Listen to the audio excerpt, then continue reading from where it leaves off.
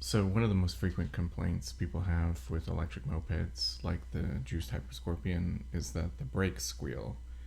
And on the juiced specifically, the front brakes seem to squeal a lot more than other mopeds. I found the easiest way to fix this is just to replace the brake pads with brake pads that are rated for low noise that I found on Amazon, and there'll be a link below for them. And you'll see in the before and after, it seems to make a big difference.